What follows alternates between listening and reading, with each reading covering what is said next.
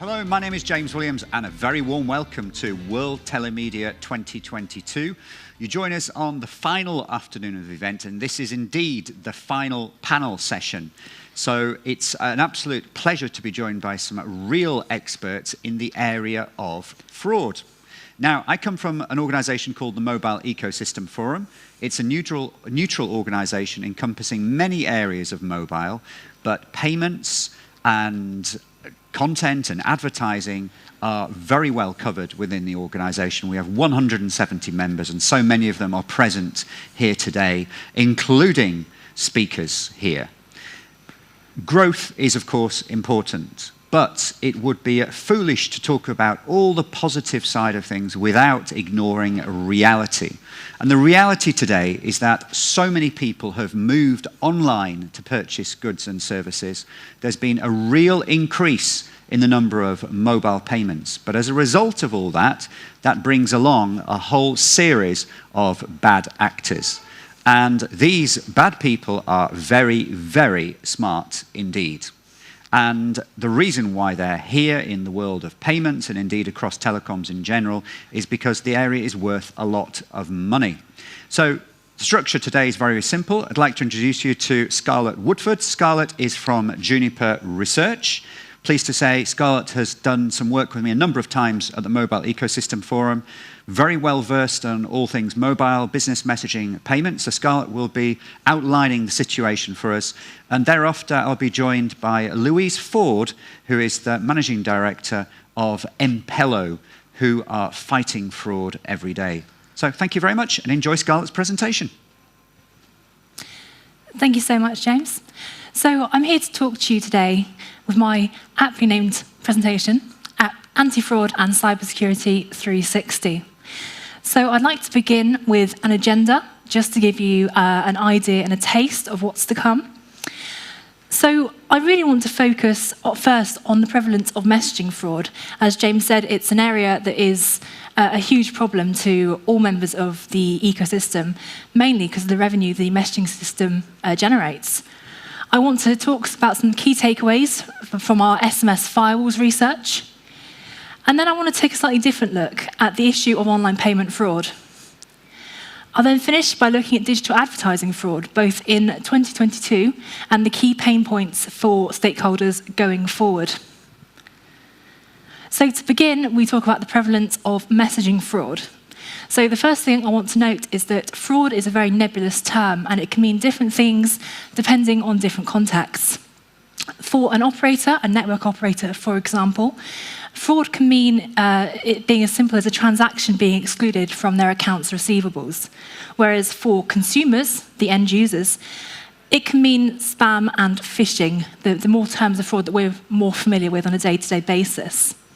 However, in terms of A2P messaging, we've really identified two main types of messaging fraud, being platform fraud and enterprise customer fraud.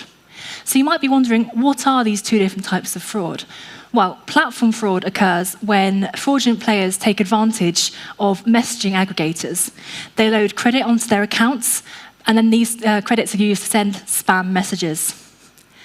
And then you have enterprise customer fraud, which occurs when when basically the enterprise pays for the message which is delivered via a bad actor, but these actors work with grey route providers to maximize the money and the revenue they take whilst charging a premium to the enterprises. So obviously this whole conference has been focusing on the different types of fraud, and it would be foolish to speak about the concept of fraud as a whole without focusing in on the prevalence over different messaging channels. So I really want to talk about three main channels: OTT messaging applications, SMS, and RCS. So SMS, it accounts for the highest volumes of traffic. And you might assume that it is the most vulnerable to fraud because fraudsters typically follow where the money is. And if a lot of money is being spent over to SMS, logically, they will follow. However, it's important to remember that this traffic is transferred through the SS7 network layer of security, which offers advanced security features compared to OTT messaging applications. It's also important to remember that SMS is heavily regulated, but SS7 attacks still do exist. trying to exploit vulnerabilities in the existing ecosystem. What's really important to remember when it comes to SMS fraud is that because SMS is traditionally used for P2P, person-to-person use cases, there is an inherent feeling of trust amongst consumers in SMS, but also other operator-led services. This means that the impact of SMS fraud, like SMS phishing, can really have a devastating impact on consumers. And therefore, we strongly suggest that investment in AI-enabled SS7, sorry, I can never say that word, firewalls is needed. It's also important to note that the SMS channel was not built to accommodate today's use cases. The first message was sent in 1992, but if we think about something like RCS, it was purpose-built. So there will be a transition from SMS to RCS in certain A2P use cases, application to person, in terms of the brand authentication benefits and the sender verification benefits that it brings. So in cases and use cases where there is a high value consumer data, such as healthcare, there will be a push to transition from SMS to perhaps more secure channels. It's also arguably a reason for SMS. The fast-paced evolution of SMS pricing has arguably led to a rise in SMS fraud over grey routes. Whilst it's important to maintain a profit from SMS, especially given the impact that COVID had on operator revenue with the loss of roaming revenue, fraudsters are always going to try and make this cheaper, and that's where the issue of grey routes come from. We think about this in the context of RCS. An RCS price strike increase will need to be avoided, as if the prices spike, you will see a rise in fraudulent traffic over that channel as well, because again, the fraudsters will try and make it cheaper, as they always do. When we talk about the prevalence of fraud over OTT messaging applications, it's important to note that each application has its own privacy controls from developers, and these are not indicated or implemented from any regulatory bodies. That is, there is a lack of industry-wide security. An interesting case study and example is the fact that the reports of spam traffic over WhatsApp increased since the Apps Cloud API went public, which tells you all you need to know. Meta needs to implement advanced fraud blocking and detection services to prevent spam messages, which shows that service providers often take a very reactive approach to fraud prevention, trying to minimize fraud after it's occurred. However, this has become very much a cat and mouse game. The service providers are waiting for the malicious players to strike, and then they will put in the countermeasures. However, I'd like to suggest a more efficient tactic would be the use of anti-fraud detection and using this upon deployment, using the AI algorithms to detect potentially fraudulent materials. So then I've discussed the issue of fraud. What really can be done to prevent it?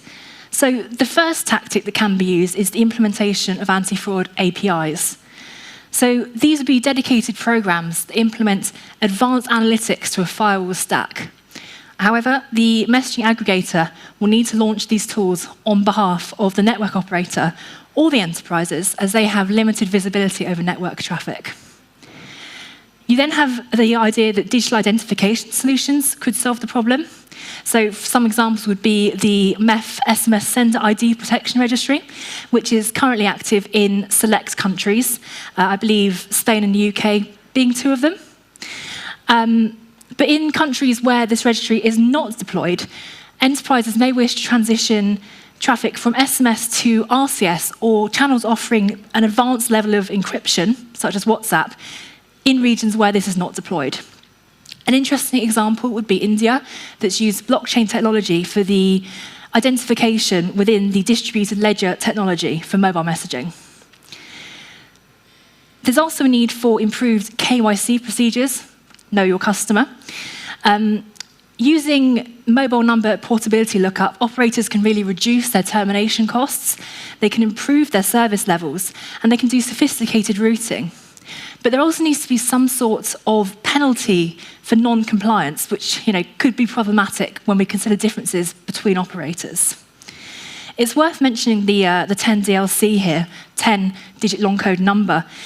And to support the adoption of the aforementioned 10 DLC, aggregators need to offer a compatible API that offers a graphic user interface, allowing operators to visually inspect the data, giving visual representation of the campaigns. It's important to note that from a reputational perspective, those messaging channels that require tougher levels of authentication are automatically going to earn a greater, more valued reputation within the ecosystem. That is, messaging channels that easily onboard brands will be easier to infiltrate with fraud if they haven't got those checks and balances in place. And they'll be unable to provide the verified sender aspect of authentication. There are also methods such as penetration testing and SMS firewalls. I personally believe that SMS firewalls represent a crucial anti-fraud measure, but additional steps must be taken to prevent messaging fraud, such as penetration testing. So it's very much in addition to SMS firewalls. So in terms of key takeaways here, we believe that the global firewall vendor revenue will reach $4.1 billion in 2026, and that's an increase from $1.7 billion in 2022. Operators need to adopt advanced SMS filtering solutions in order to maximize their business messaging revenue. And whilst you hear a lot about RCS and the different rich communication channels that are coming to the forefront, SMS ultimately will remain the predominant messaging platform and medium over the next 5 years. In fact, we forecast that the number of mobile business messages monitored by firewalls will increase by 33% between 2022 and 2026. This is really important because it means that operator revenues from directly connected SMS traffic will increase as revenues from or losses to grey route traffic will decrease through this implementation of AI-enabled SMS firewalls. As it says here, operator losses will fall by $1.6 billion over the next 5 years, which really goes to show the importance of implementing smart SMS firewalls.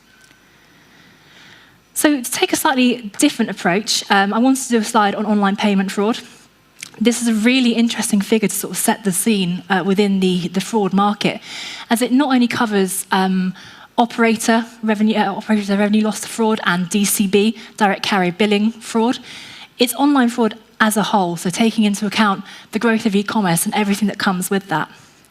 It's really driven by fraudsters' innovation. You know, there's a rising numbers of account takeover fraud, despite this improving identity verification. And perhaps unsurprisingly, we forecast that 42% of online payment fraud is attributable to North America.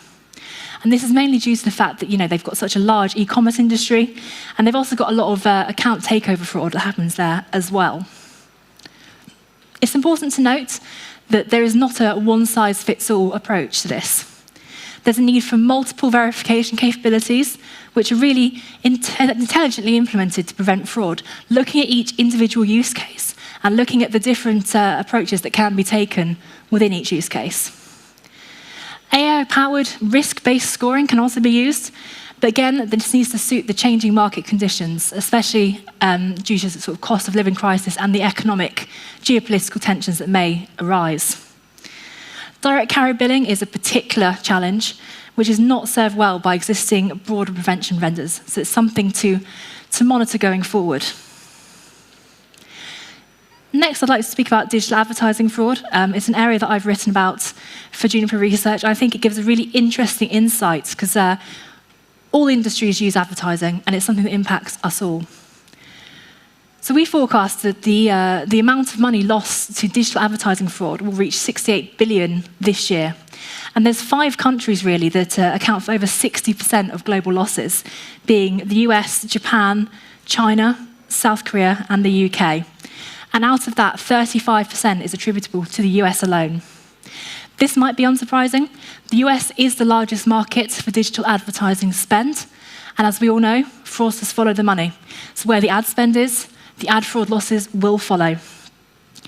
An interesting aside to that is that political campaigns represent a major vertical for ad spend in the US. And a lot of ad fraud happens within the US in this vertical.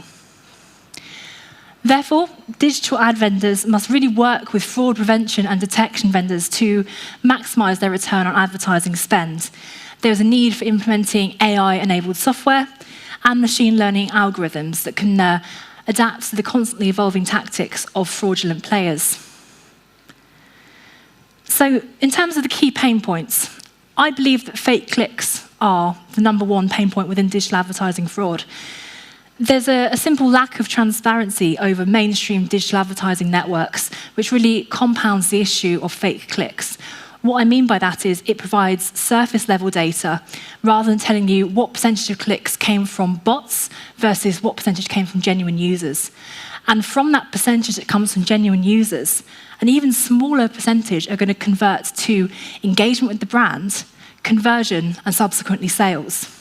So whilst on paper and a high-level view, an advertising campaign might look successful, and an advertiser might be more than happy with that, drilling down and looking at those differences, the conversion rates are not at all significant, and that is where a lot of return on advertising spend can be secured.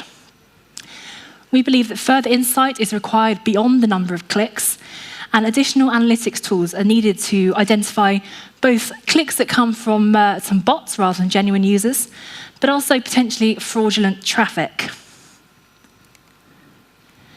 So that's everything I have to share with you today. If you have any questions about this PowerPoint or any other reports, please feel free to reach out to me via email. Thank you.